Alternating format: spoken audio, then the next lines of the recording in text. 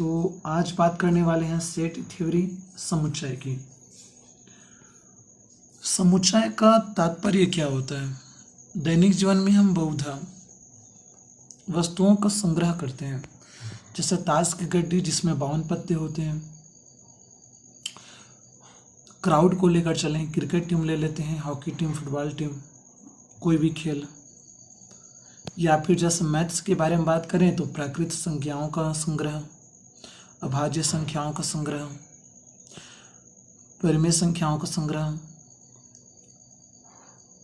तो ये सब जो होते हैं वास्तव में समुच्चय होते हैं, अर्थात सेट होते हैं। जैसे कुछ एग्जाम्पल यहाँ पे देखिए, 10 से कम विषम प्राकृत संख्या। यहाँ पे जैसे देखिए, आपको यहाँ पे दिख रहा होगा, फर्स्ट यहाँ पे लिखा गया 10 से कम विषम प्राकृत संख्या। तो इसमें 1, 3, 5, 7 नाम आ जाएगा। जैसे भारत की नदियों में यहाँ पे गंगा, जमुना इत्यादि नदियाँ आ जाएंगी। अंग्रेजी वर्णमाला में केवल स्वर को देखें तो A, E, I, O, U, इस प्रकार से यहाँ पे 5 स्वर आ जाएंगे। या विभिन्न प्रकार की त्रिभुज, जो भी हम यहाँ पे त्रिभुज लेते हैं, जैसे कि राइट एंगल हो गया, समबाहु त्रिभुज हो गया, समकोण त्रिभुज हो गया, तो ये सब इसमें शामिल होते हैं।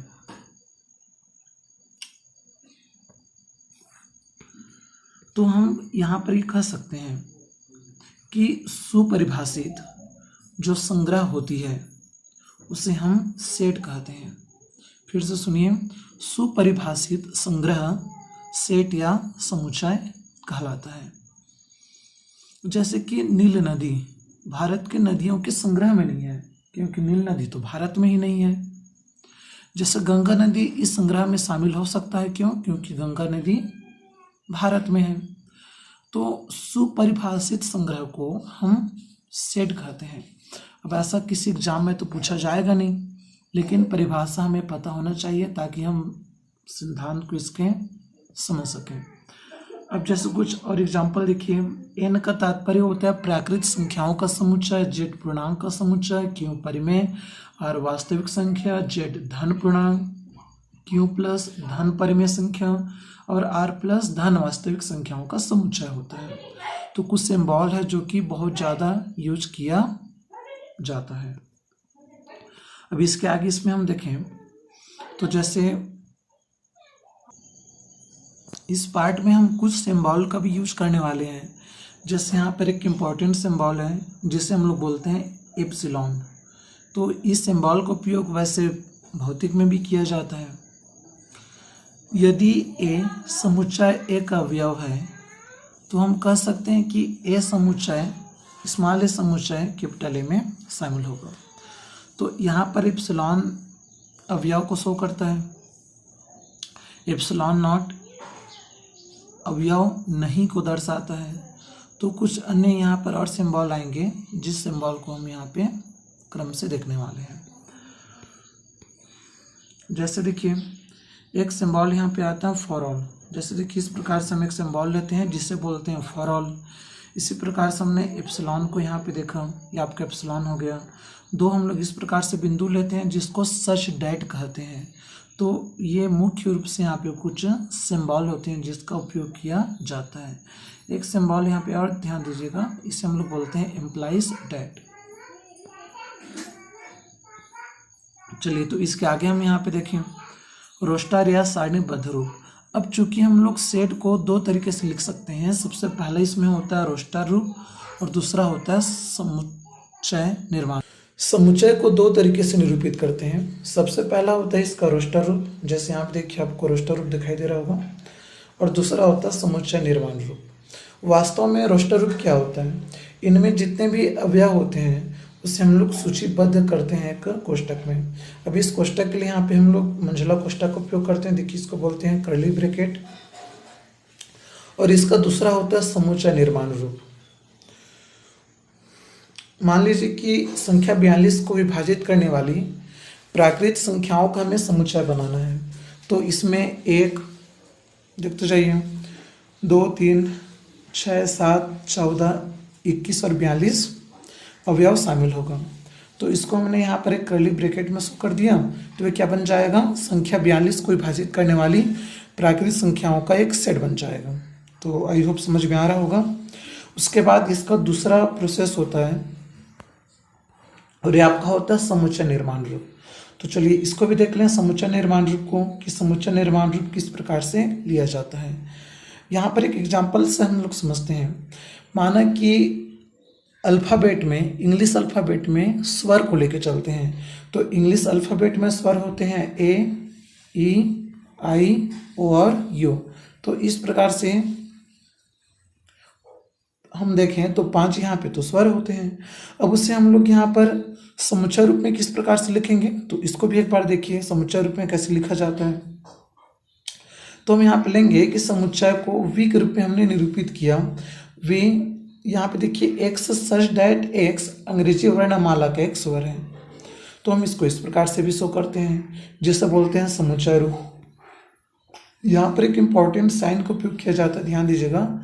इसे हम लोग बोलते हैं सच डैट। चलिए इसके आगे और कुछ हम लोग देख लें। एक और एग्जाम्पल देखिए, यहाँ पर ए, जैसे देखिए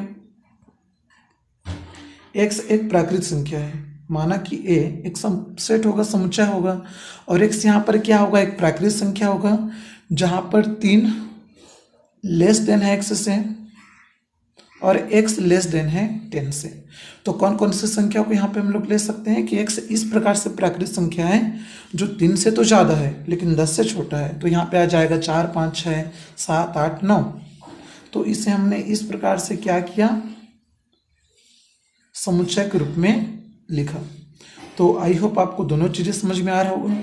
यदि मान लीजिए इसी को रस्टा रूप में लिखा जाता है तो क्या करके लिखते हैं, तो हम यहाँ पे लिखते हैं 4 को 5, 6, 7, 8 और 9 को रखते हैं। उसके बाद यहाँ पे लेते हैं इस प्रकार से करली ब्रैकेट को। तो आई होप चीज़ें आप लोगों को समझ में आया होगा। नेक्स्ट इसमें देख लेते हैं कुछ एग्जाम्पल भी देखिए। जैसे कि x square plus x minus 2 equal 0 का हल समुच्चय रोस्टा रूप में लिखिए। इसको हमें किस रूप में लिखना है, रोस्टा रूप में लिखना है। तो यहाँ पे जब इसको हम लोग समीकरण को हल करें तो यहाँ पे आपका गुणनखंड के रूप में आ जाएगा x minus 1 x plus 2 equal 0, और इसको हल करने पर आएगा x का मान 1 और माइनस 2। तो x का वैल्यू आ गया 1 और माइनस 2 करके। तो इसका रोस्टा रूप क्या हो जाएगा, कर्ली ब्रैकेट 1 एंड माइनस 2। तो आई होप चीज़ें आपको समझ में आ रहा होगा। बहुत सिंपल सी चीज़ है, आसानी से आप इसको बना सकते हैं रोस्टा रूप में या फिर समुच्चय के रूप में। नेक्स्ट इसमें देखते हैं एग्जाम्पल 2 देखिए। समुच्चय x एक धन पूर्णांक है और x स्क्वायर लेस देन है 40। तो इसे यदि हम रोस्टा रूप में लिखेंगे तो क्या आएगा, x का वैल्यू यहाँ पर रखते जाना है जिसका स्क्वायर 40 से कम हो। तो जैसे यहाँ पे आपका आ जाएगा, देखते जाइए 1, 2, 3, 4, 5, 6। जब 7 लेंगे तो 7 का स्क्वायर जो होता है 40 से तो ज़्यादा हो जाता है, तो 7 को हम नहीं ले सकते। तो आई होप चीज़ें आपको समझ में आया होगा कि सेट क्या होता है, रोस्टा रूप में किस प्रकार से लिखते हैं और समुच्चय रूप में किस प्रकार से लिखा जाता है। एक इम्पोर्टेंट एग्जाम्पल है, देखिए इसको बहुत बार एग्जाम में पूछा गया है। तो ये आपका है 1/2, 2/3, 3/4। इस प्रकार से हम यहाँ पर एक क्वेश्चन लेते हैं जिसको रोस्टा रूप में हमें लिखना है। अब यहाँ पे ध्यान दीजिएगा, जो अंश का वैल्यू है वो हर के वैल्यू से 1 कम है। तो उस स्थिति में क्या करेंगे, जब रोस्टा रूप इसको लेंगे तो कि x such that x equal, number ले लेते हैं n अपान n प्लस 1। n यहाँ पर एक प्राकृतिक संख्या होगा और n का वैल्यू किस प्रकार से होगा इसको भी आपको यहाँ पे लिखना होगा। तो n जो है ग्रेटर या इक्वल देन है 1 के और n लेस या इक्वल देन है 6 के। तो ध्यान दीजिए 1 से स्टार्ट हुआ और 6 पर ही एंड हो गया। तो हम क्या लेंगे, 1 से स्टार्ट करेंगे, 1 ग्रेटर या इक्वल देन और 6 को लेस या इक्वल देन n के फॉर्म में लेंगे। सो आज के क्लास में आपको सेट थ्योरी, रोस्टा रूप और समुच्चय रूप समझ में आया होगा। नेक्स्ट क्लास में हम कुछ अन्य फैक्ट पर बात करेंगे। कुछ यहाँ पर एग्जाम्पल आप देखिए बनाकर आसानी से बन जाएगा। जैसे जेठ अक्षर से प्रारंभ होने वाले वर्ष के सभी महीनों का संग्रह।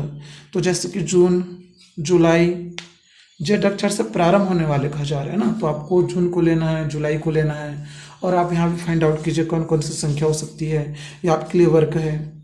इसी प्रकार से सभी सम पूर्णांकों का संग्रह